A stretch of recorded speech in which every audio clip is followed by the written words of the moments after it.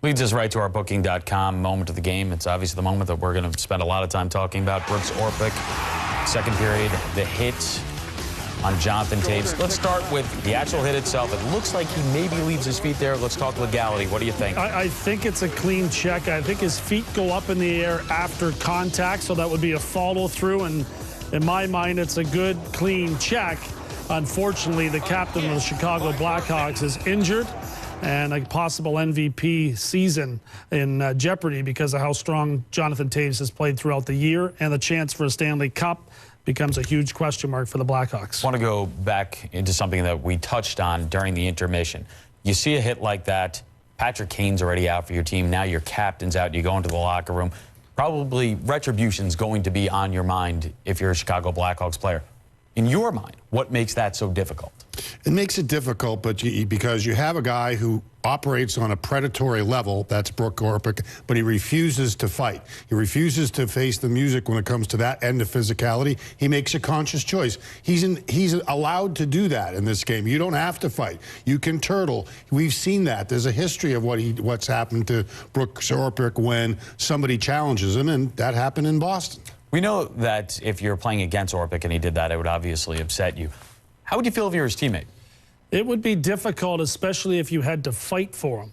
But the Penguins have a pretty tough team built around Brooks Orpik. There was no real threat in the third period that there would be retribution from the Blackhawks, especially without Brian Bickell in the lineup. But you look at their back end, Bertuzzo back there standing beside Brooks Orpik. I don't know that the Hawks had enough toughness in their lineup to even try to grab him and pull him into an altercation.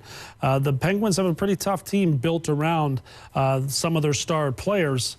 And it would be a real difficult challenge for the Hawks to get in there, plus he doesn't fight. That's the infuriating thing if you're an opponent. But Brian Engblom, my colleague and friend out there, pointed out that he didn't know that Orpik went to hurt and hit people.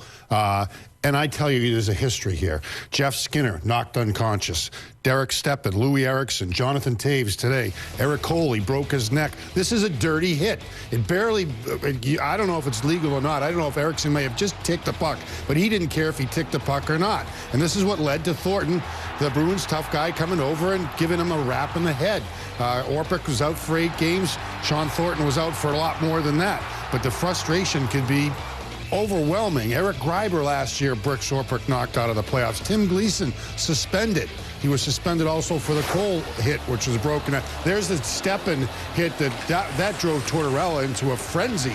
Right here, the knee is out, middle of the ice, running straight ahead, which he does with alarming frequency. Fortunately, Stepan dodged a bullet on this one, more from contact than from anything else. But this is a guy that has a history, and it's documented, of hurting people, and I think he intends to. I think he sees people who are vulnerable and never gives them a chance to lay off. And we talked about this too. Can't get your elbow up anymore.